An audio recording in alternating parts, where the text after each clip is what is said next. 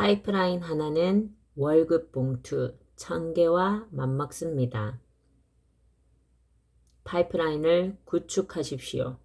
파이프라인을 구축하는 지혜와 그 지혜를 다른 사람들과 나누겠다는 열정을 지닌 모든 사람들에게 이 책을 바칩니다.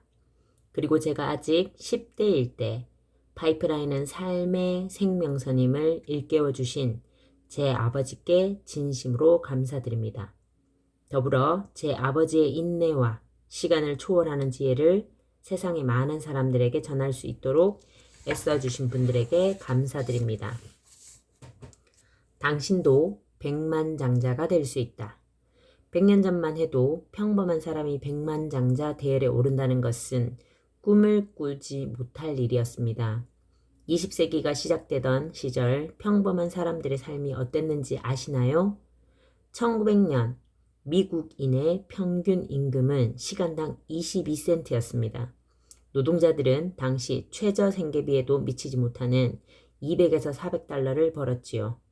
전체 미국인 중에서 고등학교를 졸업한 사람은 6%에 불과했고 평균 수명은 겨우 47살에 지나지 않았습니다.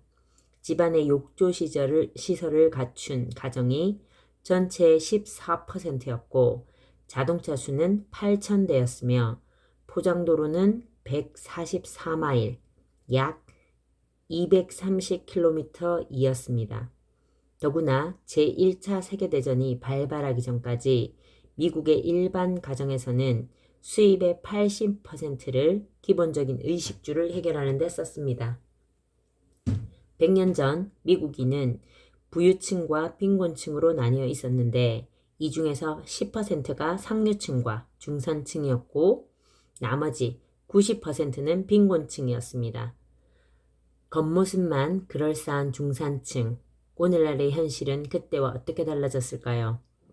오늘날 미국인의 평균 소득은 47,000달러이고 자동차 대수는 인구수보다 많습니다. 대부분의 가정에서 TV를 2대 이상 보유하고 있고 평균 수명은 75살로 늘어났습니다. 그리고 평범한 사람들도 더 많은 가처분 소득 중 개인이 자유롭게 처분이 가능한 돈과 여가시간, 자신의 일을 스스로 선택할 기회를 누리고 있습니다. 이처럼 외형적으로는 그럴싸하지만 사실 7,200만 가구에 달하는 대다수 중산층이 직장에서 열심히 일해 벌어들이는 급여에 의지해 하루하루를 살아간다는 점에서는 달라진 것이 없습니다. 여기에다 그들이 집, 자동차, 가구를 구입하느라 사용한 신용카드의 할부금이나 부채를 고려하면 그들에게 모아둔 재산은 한 푼도 없는 셈입니다. 물론 예전에 비해 가구당 소득이 늘어난 것은 사실이지만 그와 동시에 가구당 부채와 노동시간도 늘어났습니다. 대체 어쩌다 이런 일이 벌어지게 된 걸까요? 잘못된 시스템을 선택하면 어떤 노력도 무용지물이다. 늘 열심히 일하는데도 불구하고 왜 항상 시간적 경제적으로 허덕이고 쪼들리는지 생각해 본 적 있습니까? 결론을 말하자면 그것은 출발부터 잘못된 길로 들어섰기 때문입니다. 아무리 노력해도 원하는 성과를 거둘 수 없는 시스템을 선택했다는 이야기입니다. 여기에다 돈을 벌고 재산을 모으는 것에 대해 기본적인 인식이 부족합니다. 믿기 어려울지 모르지만 분명한 사실을 하나 알려드리겠습니다. 이것은 여러분이 꼭 받아들여야 하는 절대적인 진리입니다. 아주 간단하고 분명한 그 진리는 100년 전과 달리 오늘날 백만장자가 되는 것은 선택의 문제라는 점입니다. 백만장자는 우연히 탄생하는 것이 아닙니다. 이것은 실제로 검증을 마친 진리입니다. 그러므로 현대인은 누구나 백만장자가 될 가능성이 있습니다. 말도 안 된다고요? 고정관념을 버리면 새로운 것이 눈에 들어옵니다. 그것은 아주 간단한 일입니다. 만약 여러분이 백만장자가 되고 싶다면 다음에 3단계를 실천하면 됩니다. 1단계, 돈을 벌고 재산을 모으는 방법을 이해한다. 2단계, 성공 가능성이 검증된 돈을 버는 방법을 그대로 모방한다. 3단계, 인내심을 갖고 끈기 있게 도전한다.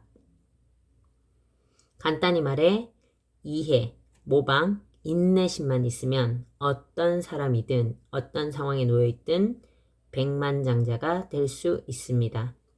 백만장자 시스템. 이 책에는 여러분처럼 평범한 사람이 자기 자신뿐 아니라 사랑하는 사람이나 가족을 위해 시간적, 경제적으로 자유로워지기 위해 따라야 하는 입증된 성공 시스템이 나옵니다. 오랫동안 아주 많은 사람이 간단하고 쉬운 이 시스템을 활용해 왔습니다.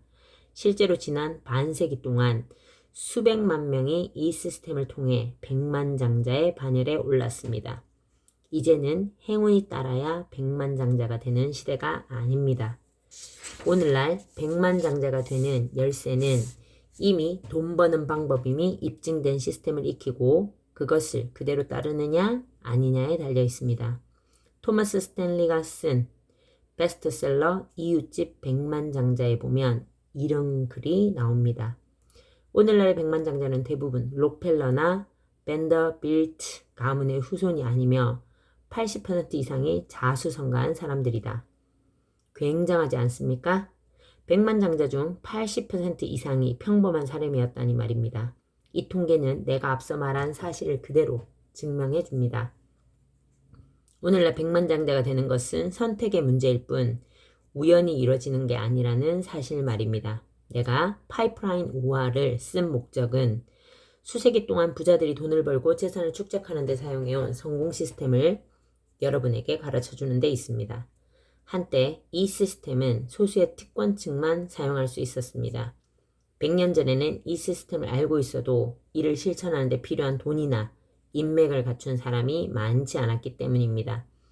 오늘날에는 사정이 다릅니다. 이제는 혁신적인 기술 발달로 삶의 질을 비롯해 중산층의 임금이 향상되었습니다. 여기에다 내가 이 배가 라고 부르는 비즈니스 시스템을 통해 얼마든지 시간적, 경제적인 여유로움을 누릴 수 있습니다. 즉 성인이면 누구나 자신의 상황에 맞춰 시간과 인맥을 적절히 활용함으로써 원하는 삶을 살 수 있습니다. 만약 여러분이 이 책에 나오는 시스템을 따라한다면 여러분 역시 백만장자의 대열에 오를 수 있을 것입니다. 첫 발을 내디딘 여러분을 환영합니다. 버크 헤지스.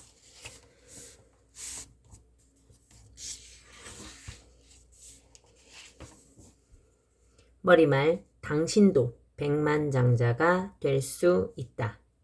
버크 헤지스의 메시지. 파이프라인을 구축하라. 서문 재미있는 파이프라인 이야기. 1장 새는 알을 깨뜨려야 날 수 있다. 물통을 원하는가 아니면 파이프라인을 원하는가? 물통을 나르는 것은 왜 당연시 하는가? 2장 역사상 가장 위대한 파이프라인의 힘. 시간적, 경제적 여유로움을 누리는 길. 파이프라인의 지렛대 효과. 돈을 레버리지하라. 시간을 레버리지하라. 3장 신개념 파이프라인. 2배가 파이프라인. 50년 파이프라인과 5년 파이프라인. 결론 제자리 찾기. 버크 헤지스의 메시지. 파이프라인을 구축하라. 나는 아직도 25년 전에 돌아가신 아버지와 함께 초저녁마다 체스를 두던 모습이 어제 일처럼 생생하게 떠오릅니다. 당신은 저 멀리 태평양이 굽이친 에콰도르 해변 인근의 주택 베란다에서 아버지를 도와 체스판에 말을 정렬하곤 했습니다. 거센 물보라를 일으키며 모래사장을 휩쓸던 파도, 하이비스커스 꽃향기와 함께 실려오던 비릿한 바다 냄새, 어둑해지는 수평선 너머로 아름다운 여운을 남기며 사라지던 노을 등 나는 지금도 그 멋진 풍경을 모두 기억하고 있습니다.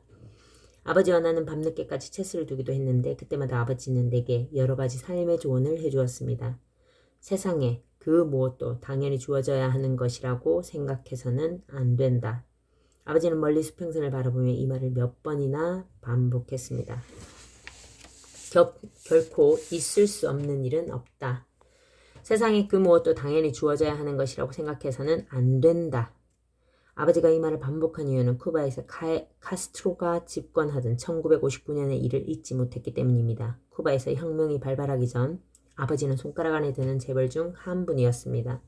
언제가 타임에 실린 기사에 따르면 아버지는 2천만 달러, 현재 약 2억 달러에 달하는 재력을 거머쥐고 있었습니다.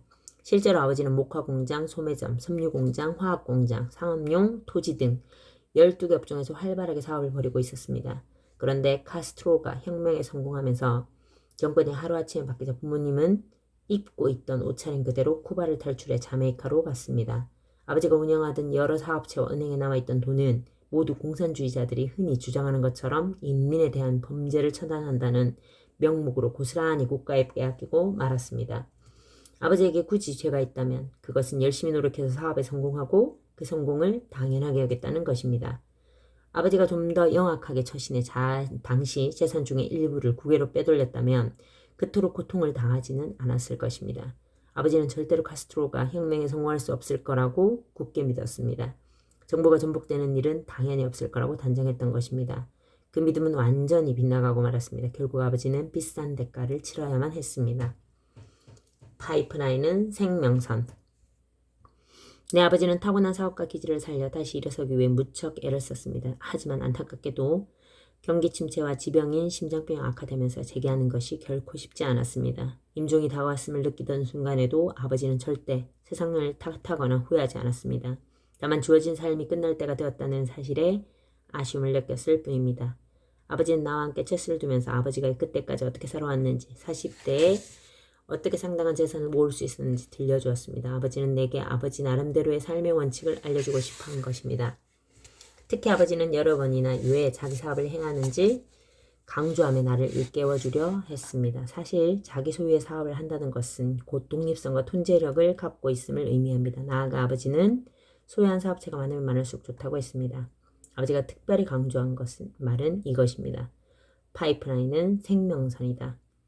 이 말을 마음 깊이 새기고 있던 나는 25살에 나이에 첫 사업을 시작했습니다. 일찌감치 내 사업을 시작해서 그런지 지금은 아주 빠른 속도로 성장 중인 사업체를 몇 개나 소유하고 있습니다. 무엇보다 흥미로운 것은 내 사업체 중 하나인 에퀴보어는 말 그대로 파이프라인 사업을 일하는 사실입니다. 에퀴보어는 가스나 물이 지나가도록 지하에 파이프라인을 설치하는 일을 합니다. 요즘에는 그 파이프라인을 통신업체의 파이프라인이라고 할 수 있는 광 케이블을 설치하는 데 사용하고 있습니다. 파이프라인은 많을수록 좋다. 아버지는 늘 사업의 다각화를 강조했습니다. 어쩌면 그런 경영 철학 때문에 12개 업종에 달하는 사업체를 운영했던 것인지도 모릅니다. 파이프라인이 하나면 생명선도 하나뿐이다. 파이프라인의 생명선임을 강조하던 아버지는 몇 개의 파이프라인을 갖고 있어야 하느냐는 네 질문을 이렇게 답했습니다. 파이프라인은 많으면 많을수록 좋다. 몇 달 전 나는 부자 아빠 가난한 아빠의 저자인 로버트 기요사키가 제작한 부자 아빠가 가르쳐준 투자에 관한 모든 것이라는 CD를 들었습니다. 그 CD에는 개울에서 물을 길어와 1마일 약 1.6km 정도 떨어진 마을까지 운반하는 일을 하게 된 두 젊은이의 이야기가 나옵니다. 그중 한 젊은이는 물통을 준비해 그것을 등에 지고 마을까지 날았습니다. 다른 한 젊은이는 개울에서 마을까지 파이프라인을 설치했습니다. 물론 초기에는 물통을 지는 것보다 파이프라인을 설치하는 것이 훨씬 더 힘들었지만 장기적으로는 파이프라인을 설치한 젊은이가 결국 성공했습니다. 로버트 기요사키의 CD는 내 아버지가 가르쳐준 교훈을 되새기게 했습니다. 그날부터 나는 파이프라인과 생명선과의 관련성을 설명하고 또 장단기 파이프라인을 통해 수입원을 다양화하려는 일이 왜 중요한지 설명하는 책을 준비하기 시작했습니다. 그리고 3개월 후 파이프라인 우화라는 제목으로 써내려간 그 원고를 출판사에 넘겼습니다. 파이프라인을 구축하라. 아버지의 조언을 충실히 되새긴 나는 수년간 사업성이 뛰어난 여러 개의 파이프라인을 구축했습니다. 그렇다고 내가 아버지처럼 12개 업종의 사업체를 거느리거나 2천만 달러를 소유한 재력가가 되었다는 얘기는 아닙니다. 하지만 나는 지금도 아버지가 못다 이룬 꿈이자 내 꿈을 향해 열심히 노력하는 중입니다. 다행히 내 파이프라인은 노력한 만큼 철저하게 수익을 챙기도록 시스템화되어 있어서 현재는 물론 미래의 안정까지 보장해줍니다. 그 파이프라인은 내 시간적 경제적 여유로움을 비롯해 평생 그 안정을 보장받도록 설계되어 있기 때문입니다. 말 그대로 그 파이프라인은 내 생명선입니다. 아버지는 평생 이룬 생명선을 독재자에게 빼앗겼고 이후 최선을 다했음에도 불구하고 다시 일어서는데 실패했습니다. 그러나 여러분과 내가 내 아버지처럼 생명선을 빼앗길 일은 절대 없을 것입니다. 내 생명선을 빼앗을 수 있는 사람은 오직 나 자신뿐입니다. 마찬가지로 여러분의 생명선을 빼앗을 수 있는 사람도 여러분뿐입니다. 생명선을 빼앗는 일은 간단합니다. 생명선을 구축하기 위해 아무런 시도도 하지 않으면 여러분과 나는 스스로 생명선을 빼앗을 수 있습니다. 내 아버지의 체험에서 여러분도 무언가를 깨달아야 합니다. 내일이 당연히 오늘과 같을 것이라고 생각하지 마십시오. 절대로 그렇지 않습니다. 우리가 믿을 수 있는 것은 파이프라인이 안겨주는 안정뿐입니다. 파이프라인을 구축하지 않으면 미래의 안정을 보장받을 수 없습니다. 현재는 물론 미래의 안정까지 보장해줄 생명선을 원한다면 지금 당장 파이프라인을 구축해야 합니다. 재미있는 파이프라인 이야기. 1801년 이탈리아 중부의 어느 작은 마을에 파블로와 브루노라는 두 젊은이가 살고 있었습니다. 꿈이 많던 두 젊은이는 굉장히 친했는데 이들은 만날 때마다 언젠가 마을에서 제일 가는 부자가 되고 말겠다는 얘기를 하면서 시간 가는 줄 모르고 미래의 꿈을 키워갔습니다. 그런데 어느 날 그들에게 정말로 기회가 찾아왔습니다. 마을 사람들이 강에서 물을 길어다 광장에 있는 물탱크를 채울 사람을 구했던 것입니다. 파블로와 브루노는 그 일에 지원했고 결국 그 일을 맡게 되었습니다. 물통을 들고 강으로 간 두 젊은이는 하루 종일 열심히 물을 길어 물탱크를 가득 채웠습니다. 마을의 지도자는 물 한 통에 1페니씩 계산해 그들에게 하루치 품삯을 지불했습니다. 그것을 받은 브루노는 이렇게 말했습니다. 와, 이런 행운이 찾아오다니 믿을 수가 없군. 이건 내가 꿈꿔오던 일이야. 하지만 파블로는 자신이 꿈꿔온 일은 이것이 아니라고 생각했습니다. 하루 종일 물통을 쥐고 나르느라 손에는 물집이 잡히고 온몸이 쑤셨기 때문입니다. 더구나 내일 아침부터 또다시 힘겹게 물통을 져야 한다는 생각을 하니 그 일이 끔찍하게 느껴졌습니다. 물을 좀 더 쉽게 마을로 끌어올 방법을 찾아야겠어. 이렇게 다짐한 파블로는 브루노와 헤어져 집으로 돌아왔습니다. 파블로의 아이디어. 다음날 아침 두 사람은 물통을 쥐고 강으로 향했습니다. 그때 파블로가 불쑥 말했습니다. 브루노, 내게 좋은 생각이 있어. 좋은 생각이라고? 하루 종일 힘들게 물통을 나른 뒤에 몇 페니를 받느니 차라리 강에서부터 마을까지 파이프라인을 설치하자. 그 말을 들은 브루노는 가던 길을 걸음을 멈추고 의아한 표정으로 말했습니다. 파이프라인이라고? 대체 무슨 소리야? 그건 말이야. 그만둬. 물통을 나르는 일은 정말 좋은 일거리야. 난 하루에 100통은 나를 수 있다고. 그러면 하루에 1달러를 버는 거잖아. 나는 부자가 될 수 있어. 일주일이면 멋진 신발을 사고 한 달이면 튼튼한 당나귀를 한 마리 살 수 있어. 6달이면 아담한 집도 장만할 수 있다고. 이건 우리 마을에서 가장 좋은 일자리야. 더구나 주말에는 쉬고 1년에 2주일이나 유급 휴가를 할 수도 있잖아. 이보다 더 좋은 일자리가 어딨어? 파이프라인 얘기는 두 번 다시 꺼내지 마. 파블로는 이런 타박에도 아랑곳하지 않고 끈기 있게 파이프라인 계획을 들려주었습니다. 그것은 하루에 몇 시간 물통으로 물 나르고 나머지 시간과 주말에는 파이프라인을 설치하겠다는 것이었습니다. 물론 파블로도 강에서부터 마을로 이어지는 바위 투성이 땅을 파고 파이프라인을 설치하는 일이 어려울 거라는 것쯤은 예상하고 있었습니다. 물통을 나른 숫자만큼만 품삯을 받음으로 일을 덜하면 수입이 줄어들 것이라는 사실도 알고 있었습니다. 더구나 파이프라인을 설치해 큰 수입을 얻기까지 1년, 2년 아니면 더 많은 시간이 걸릴지도 모르는 일이었습니다. 그러나 파블로는 자기 자신을 믿었고 누가 뭐라고 하든 꿈을 향해 파이프라인을 설치하기 시작했습니다. 진행 중인 파이프라인 설치 작업. 마을 사람들은 물론 친한 친구인 브루노마저 파블로를 파이프라인 맨이라며 놀려댔습니다. 여기에다 오전에만 물통을 나르는 파블로에 비해 하루 종일 물통을 나르라 수입이 2배였던 브루노를 만날 때마다 새로 구입한 것을 자랑했습니다. 브루노는 열심히 물통을 날라 아담한 2층짜리 집도 장만했고 튼튼한 당나귀도 구입했습니다. 또한 그는 옷을 멋있게 차려입었고 식당에서 값비싼 음식을 사 먹기도 했습니다. 그러자 마을 사람들은 그를 브루노가 아닌 브루노 씨라고 불렀고 그가 술집에서 모든 손님에게 술을 한 잔씩 돌리면 모두들 환호성을 올리며 별것 아닌 그의 농담에 크게 웃어주었습니다. 작은 성공은 큰 성공의 토대다. 브루노가 그처럼 한가롭게 술집에서 저녁 시간을 보내고 주말을 즐기는 동안 파블로는 파이프라인을 설치하기 위해 애쓰고 있었습니다. 하지만 바위 투성이인 땅을 쪼고 깨느라 처음 몇 달 동안은 전혀 진척이 없어 보였습니다. 그 일은 몹시 힘이 들었습니다. 오전에는 물통을 쥐고 나머지 한나절과 남들이 한가하게 노는 저녁 시간, 주말까지 일을 한 파블로는 하루 종일 물통을 나르는 브루노보다 몇 배 더 고된 하루를 하루하루를 보냈습니다. 그래도 파블로는 반드시 꿈을 이루겠다는 각오를 다지며 열심히 땅을 팠습니다. 비록 더디긴 해도 나는 꼭 성공할 거야. 바위를 쪼고 땅을 파헤치며 그는 더욱더 다부지게 마음을 먹었습니다. 미래의 꿈은 오늘의 희생을 바탕으로 이루어진다는 것을 알고 있었기 때문입니다. 날이 갈수록 1cm는 1m로 늘어났고 다시 10m는 20m, 100m가 되었습니다. 오늘의 고통은 미래의 성공을 보장한다. 하루의 고된 일과를 마치면 파블로는 초라한 오두막집에 들어서며 스스로를 격려했습니다. 그는 일단 파이프라인을 설치하면 그가 얻을 보상이 현재의 힘든 노력을 훨씬 능가하리라고 확신하고 있었습니다. 그는 늘 정해둔 하루의 목표량을 달성하기 위해 노력했고 작은 성공을 이룰 때마다 자신을 격려했습니다. 미래의 비전을 보고 나아가자. 마을의 술집에서 흘러나오는 왁자지껄한 웃음소리를 들을 때마다 그는 자신을 추스르며 결심했습니다. 미래의 비전을 보고 나아가자. 완성된 파이프라인, 땀의 대가, 비전의 파워. 몇 개월 후 파블로는 파이프라인 절반 정도 완성했습니다. 이는 곧 물통을 나르는 거리가 절반으로 줄었다는 것을 의미합니다. 이동 거리가 줄어들면서 시간적 여유가 생기자 파블로는 더 열심히 파이프라인을 설치했습니다. 꿈을 실현할 날이 점점 다가오고 있었습니다. 파이프라인을 설치하는 동안 파블로는 간혹 무거운 물통을 나르는 브루노를 바라보았습니다. 흰각개 물통을 오랫동안 나르다 보니 브루노의 어깨는 축 처졌고 등은 굽었으며 걸음걸이는 갈수록 느려졌습니다.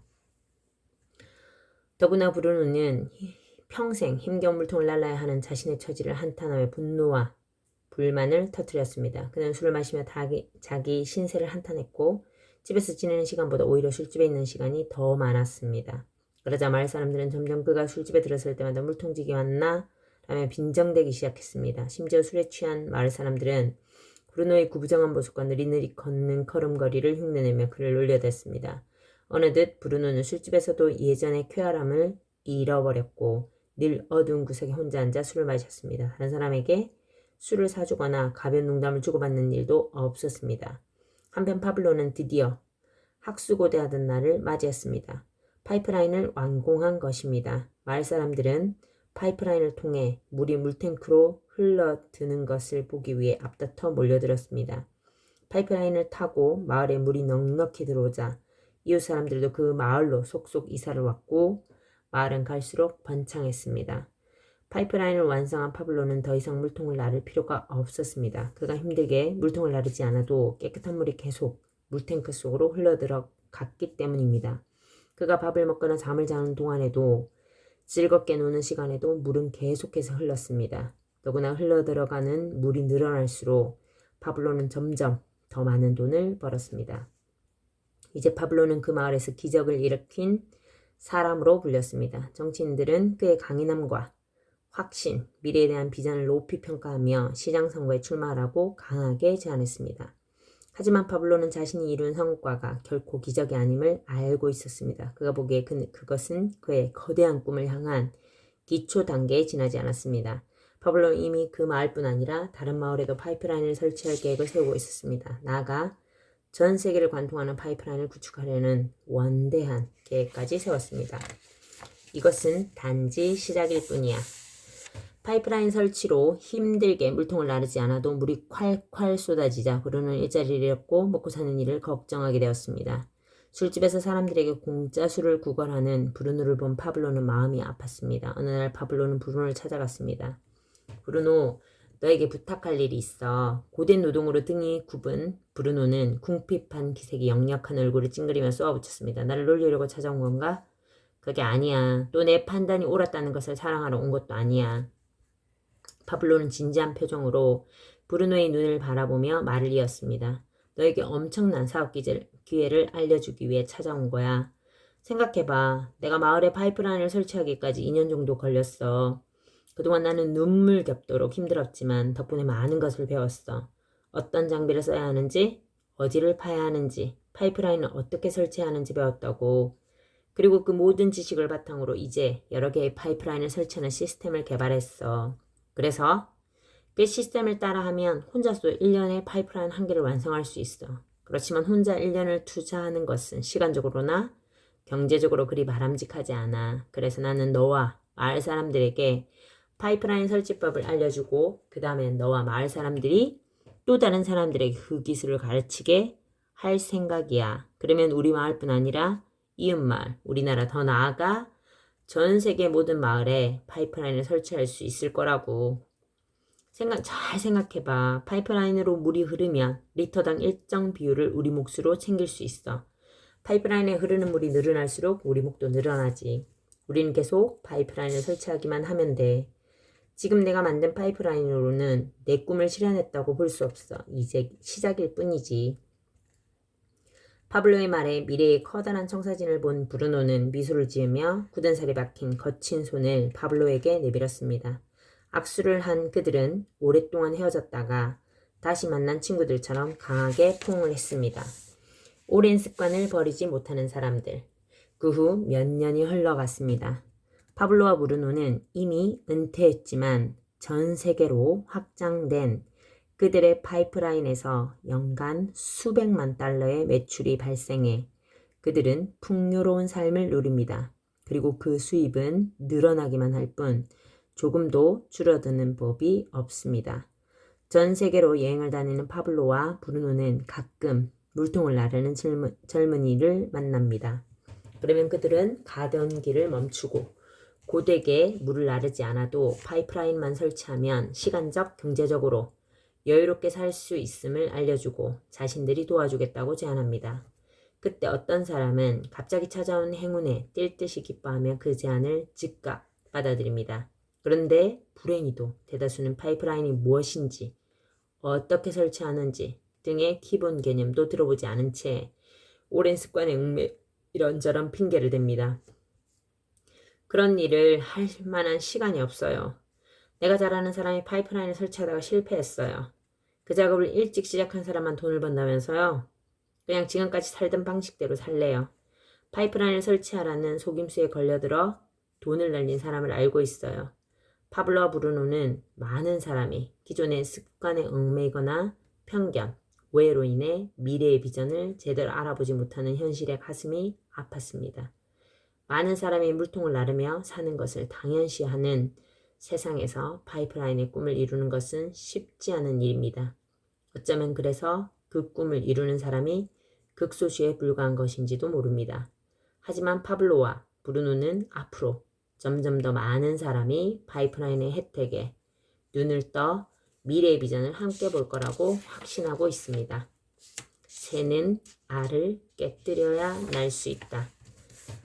물통을 원하는가? 아니면 파이프라인을 원하는가? 여러분은 물통을 나르고 싶습니까? 아니면 파이프라인을 설치하고 싶습니까? 여러분은 지금 어떤 상황에 놓여 있습니까? 브루노처럼 매일 아침부터 저녁까지 물통을 날라야 돈이 들어오는 직장 생활을 하고 있습니까? 아니면 파블로처럼 일정 기간 열심히 일해 파이프라인을 설치하고 평생 들어오는 인쇄 수입을 벌고 있습니까? 어쩌면 여러분은 물통을 나르며 살고 있을지도 모릅니다. 그런 상황을 나는 시간과 돈을 맞교환하는 삶이라고 부릅니다. 이 경우 시간을 들인 만큼만 돈을 법니다. 그런데 여기에는 엄청난 함정이 도사리고 있습니다. 사람들은 흔히 1시간을 일하면 1시간에 해당하는 돈을 벌고 한 달을 일하면 한 달에 해당하는 돈을 벌며 1년을 일하면 1년에 해당하는 돈을 버는 개념을 조금도 이상하게 여기지 않습니다. 여러분 역시 그럴 수 있습니다. 이 개념은 곧 물통을 나르지 않으면 돈을 벌지 못한다는 얘기와 같습니다. 더 안타까운 사실은 원할 때까지 그 물통을 나를 수 있는 게 아니라는 점입니다. 즉, 안전된 직장은 그저 환상에 지나지 않습니다. 물통을 나른 사람은 주변 상황이 약간만 변해도 곧바로 불안정한 상황에 놓입니다. 다시 말해 물통을 나른 대가로 받는 돈은 평생 받을 수 있는 인쇄 수입이나 영구적인 수입이 아니라 일시적인 것에 불과합니다. 시간과 돈을 맞교환하는 함정. 예를 들어 어느 날 아침 브루노가 허리가 너무 아파 일어나지 못했다고 해봅시다. 그러면 어느 날 브루노는 한 푼도 벌지 못합니다. 시간과 돈을 맞교환하는 일을 할 때 일을 하지 않으면 돈을 한 푼도 벌 수 없습니다. 이것은 어떤 물통을 나르든 마찬가지입니다. 물통을 나르는 사람이 1년에 활용할 수 있는 병가와 휴가 일수를 모두 쓰고 나면 쉬지 않고 물통을 나르는 나르지 않는 이상 돈을 벌 수 없다는 말입니다. 물통을 나르지 않으면 수입은 없다. 치과의사의 물통은 다를까? 내가 이를 치료할 때마다 찾아가는 치과의사는 진정한 프로입니다. 그녀는 환자의 육체는 물론 마음까지 편안하게 해줄 줄 아는 의사입니다. 인간적으로 존경을 받는 그녀는 환자들이 거의 통증을 느끼지 않도록 배려하는 뛰어난 기술자이기도 합니다. 그녀는 자기 일을 매우 좋아했지만 가족과 함께 보내는 시간을 더 늘리기 위해 일주일에 사흘만 일했습니다. 그렇게 좋아하는 일을 일주일에 사흘만 하고도 그녀는 연수입 10만 달러를 벌었습니다. 그러나 이건 역시 그저 물통을 나르는 일에 불과합니다. 이는 그녀의 현실이 잘 보여줍니다. 30대 후반인 그녀는 어느 날 손에 관절염이 생기면서 더는 일할 수 없게 되었습니다. 가슴 아픈 일이지만 그녀는 현재 기존에 벌어들이는 수입의 3분의 1에 해당하는 돈을 받으며 가까운 대학에서 강의를 하고 있습니다. 물론 그녀가 특별히 잘못한 일은 없지만 많은 사람이 선망하던 그녀의 꿈의 물통은 사라지고 말았습니다. 이제 물통을 나르는 일에 안정을 기다릴 수 없는 이유를 알겠습니까? 물통을 나르는 삶은 이처럼 불안정합니다. 여러분이 일할 수 없게 되면 수입은 사라집니다. 이것이 바로 시간과 돈을 맞교환하는 일의 함정입니다. 이 함정에 걸려든 사람에게 가장 큰 문제는 피치 못할 사정으로 일을 그만두면 수입이 한 푼도 생기지 않는다는 점입니다. 파블로는 이 사실을 일찌감치 간파한 것입니다. 그는 물통 나르는 일의 한계를 깨닫고 시간을 더 많이 투자하든 아니든 계속 수입을 올릴 수 있는 시스템을 개발했습니다. 물통을 나르는 일로는 삶의 안정을 보장받을 수 없습니다. 그것은 현재는 물론 미래에도 마찬가지입니다. 현명한 파블로는 파이프라인이야말로 생명선임을 알고 있었던 것입니다. 지금 당장 수입이 딱 끊긴다면